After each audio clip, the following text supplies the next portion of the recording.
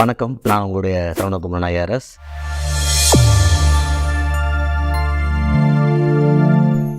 SLG நேயர்களுக்கு அன்பு வணக்கம். நம்மோடு சரவணகுமரன் ஐஆர்எஸ் இணைந்திருக்காங்க. சார் வணக்கம். நன்றி. வணக்கம். நன்றி. சமீபத்தில் கோயம்புத்தூரில் கல்லூரி மாணவி பாலியல் வன்புணர்வு செய்யப்பட்ட சம்பவம் இந்தியா முழுவதுமே ஒரு அதிர்ச்சியை ஏற்படுத்திச்சு.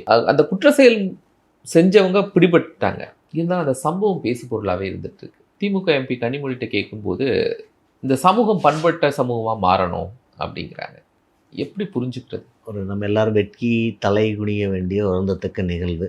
அதாவது மகாத்மா காந்தி சொன்ன மாதிரி அந்த பெண்ணு நைட்டில் இல்லை, டேயில் கூட ஒரு சேஃப்டி இல்லாது. அவர் நைட்டில் 12 மணிக்கு என்னைக்கு நடக்கிறாங்களோ அன்றைக்கி தான் உண்மையான சுதந்திரம்னு சொன்னார்.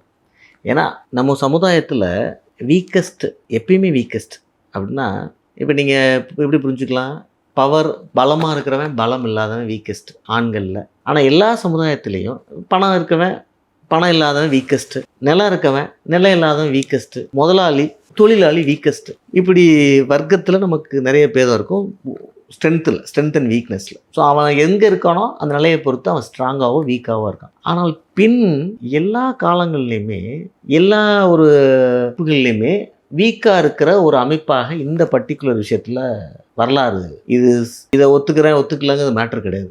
இந்த பர்டிகுலர் சப்ஜெக்டில் சொல்கிறேன். அதாவது ஒரு பலவந்தப்படுத்துதில்ல.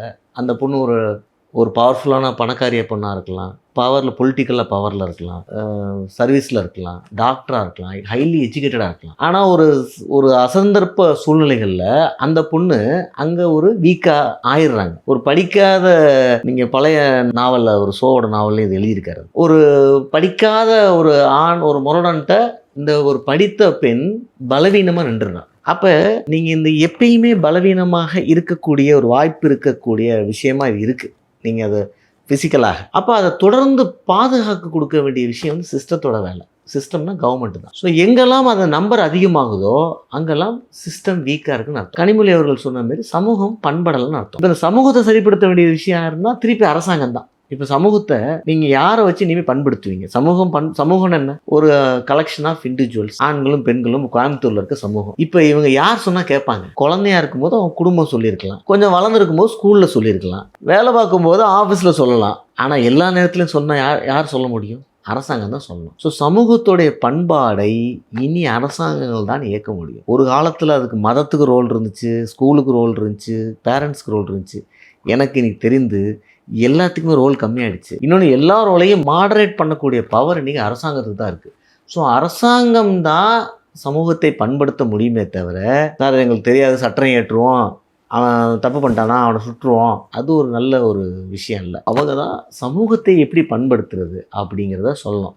இப்போ அந்த அந்த காட்டுமராண்டி ஆண்களுக்கு நீங்கள் சுட்டு பிடிச்சிட்டிங்க, அது பாராட்ட வேண்டிய விஷயம். அது நம்ம காவல்துறையை கடுமையாக பாராட்டணும். அந்த பெண் விஷயத்தில் அவங்க பண்ண நடவடிக்கை வந்து உண்மையிலேயே அது பாராட்ட வேண்டிய விஷயம். ஆனால் அந்த 3 பேருக்கும் இந்த தப்பை செய்யக்கூடிய தைரியம் எங்கேருந்து வந்துச்சு? அதுவும் வந்து அந்த ஈவெண்ட் நான் கேள்விப்பட்ட வரைக்கும் ஒரு ஆண் நண்பரோட இருக்காங்க. அந்த ஆண் நண்பரை வெட்டி காயப்படுத்திட்டு இவங்களை பலவந்தப்படுத்துகிறாங்க. ஸோ ஒரு வயலன்ஸு, அதுக்கப்புறம் ஃபோர்ஸு, இந்த 3 பேர் இதெல்லாம் வந்து ஒரு காலத்தில் வட இந்தியாவில் இருந்த கலாச்சாரம். நீங்கள் ஒரு 1990க்கு முன்னாடி தமிழ்நாட்டில் இருந்த கற்பழி சம்பவங்களில் பார்த்தீங்கன்னா ஒருத்தர் தான் இன்வால்வ் இருப்பார். அக்யூஸ்ட் பார்த்தீங்கன்னா A1 அவ்வளோதான், A2 இருக்காது. இந்த A1, A2, A3, A4, A5 வந்து டிப்பிக்கலாக யூபி பீகார் மாடல் 5 பேர் சேர்ந்து கற்பழிக்கிறதுலாம். ஏன்னா இன்னொரு நம்ம தமிழ் கலாச்சாரத்தில் ஒருத்தன் தப்பு பண்ண போகிறான்னு ஒருத்தன் தடுத்துருப்பான். நம்ம சவுத் இந்தியன் கலாச்சாரத்தில் பொதுவாக இருக்கிற ஒரு இயல்பு இது. நான் குறை சொல்கிறக்கா சொல்ல, யூபிபிஆர் அங்கே அப்படி கலாச்சாரம் இருந்துச்சு. நீங்கள் 1990க்கு முன்னாடி அங்கே ரேப்போட இது பார்த்தீங்கன்னா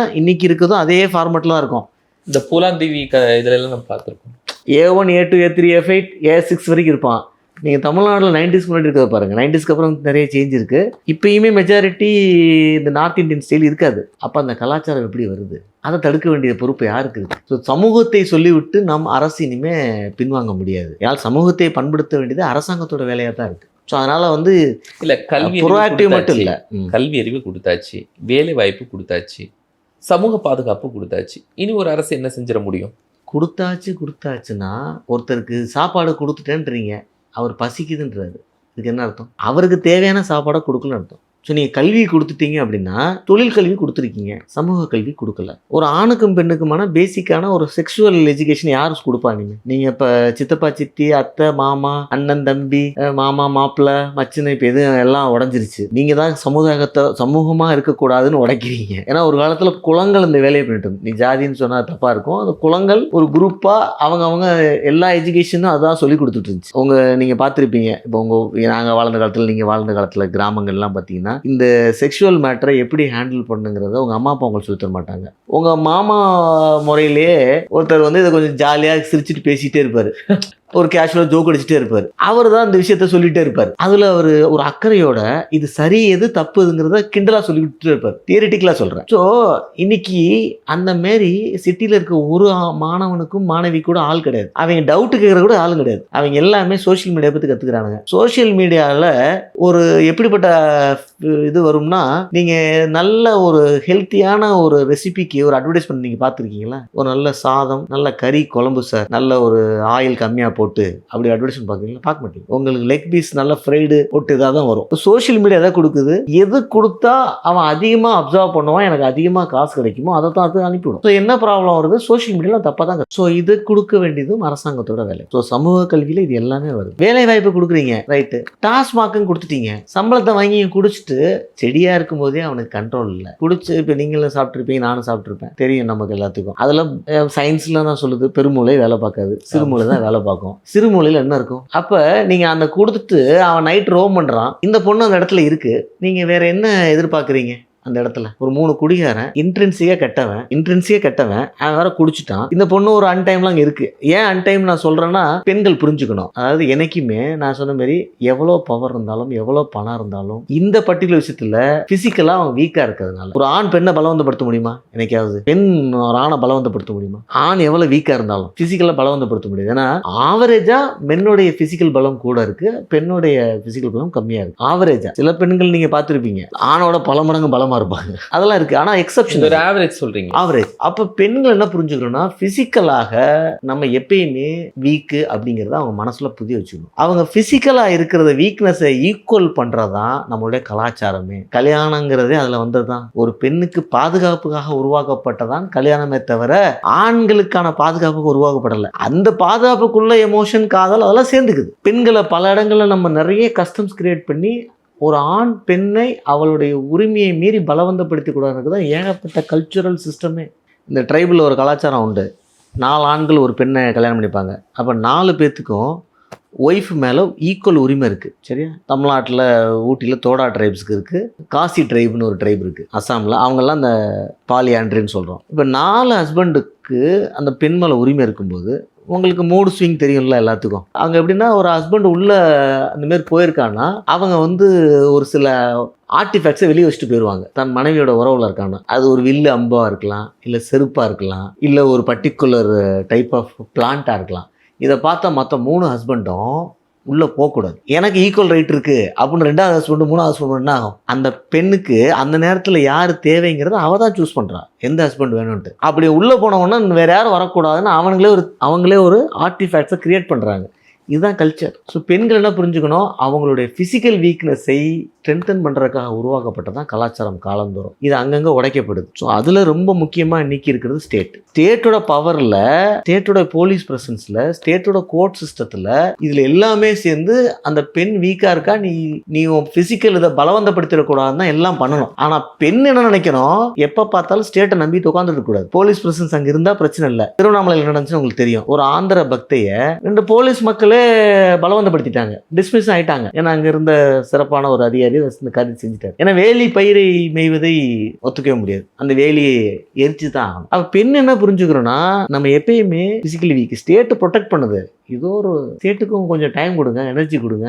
எல்லா பெண்ணும் நைட்டில் நான் 12 மணிக்கு ஃப்ரீயாக தான் போவேன்னா இவன் எத்தனை பேர் பார்க்குறாங்க? சென்னையில் 1 கோடி மக்கள் தொகையில் ஒரு 10 லட்சம் பெண்கள் இருக்காங்க. 10 லட்சம் பேர் நான் சென்னை ஈசிஆர்லையும் ஓஎம்ஆர்லையும் நான் காஞ்சிபுரத்தில் நைட் நடந்துட்டு தான் இருப்பேன். எனக்கு பாதுகாப்பு என்ன ஸ்டேட்டால் கொடுக்க முடியுமா? பிரச்சனை ஆயிடுச்சு, அந்த பொண்ணுக்கு ஒரு அசாதாரண சூழ்நிலை வந்துருச்சு, 7 மணிக்கு வீட்டுக்கு வர வேண்டிய பொண்ணு வர முடியாமல் போயிடுச்சு. அதை ஈஸியாக அவங்க பாதுகாத்துருவாங்க இருக்கிற ஃபோர்ஸை பயன்படுத்தி. இதை பெண்கள் புரிந்து கொள்ளணும். ஏன்னா இன்னைக்கு இன்னமும் பயம் வரல நிறைய பேர்த்துக்கு மனசு. அந்த பயம் இந்த டாஸ்மாக் தண்ணி குடிச்சா போயிடுது போல. நீங்க ஏன்னா யூஎஸ்ல தண்ணி அடிச்சுட்டு கூட ஒருத்தன் தப்பு பண்ண மாட்டான். இந்த தப்பு இந்த விமன் விஷயத்தில் பண்ண மாட்டான். ஏன்னா அங்கே சிஸ்டம் வந்து அவ்வளோ ஸ்ட்ராங்காக இருக்குது, அவன் எஸ்கேப் ஆக முடியாது. ஆனால் நமக்கு இன்னும் சிஸ்டம் வீக். ஒரு பர்டிகுலர் ஆட்சியை நான் குறை சொல்ல, இன்னைக்கு இருக்க திமுகவையோ 25 ஆண்டுகளாக சொல்கிறேன், 30 ஆண்டுகளாக சொல்கிறேன், சிஸ்டம் டோட்டலாக வீக்கு. இன்னும் பயம் முழுசாக இல்லை, நம்மளோட பல மடங்கு வீக்காக இருக்குது பீகார். இதுக்கு காரணம் இந்த கலாச்சார கட்டுக்கள்லாம் இப்போ தேவையில்லை அப்படின்னு சொன்னதுனாலயா? கண்டிப்பாக கலாச்சார கட்டு தேவையில்லைன்னா எப்படி சொல்லி யார் இப்போ தேவை? சமூகம் பண்பட வேண்டும்னா ஒன்ஸ் ஏற்கனவே பண்பட்ட சமூகமாக இருந்திருக்கணும், அந்த சமூகம் சீரழிந்திருக்க வேண்டும்.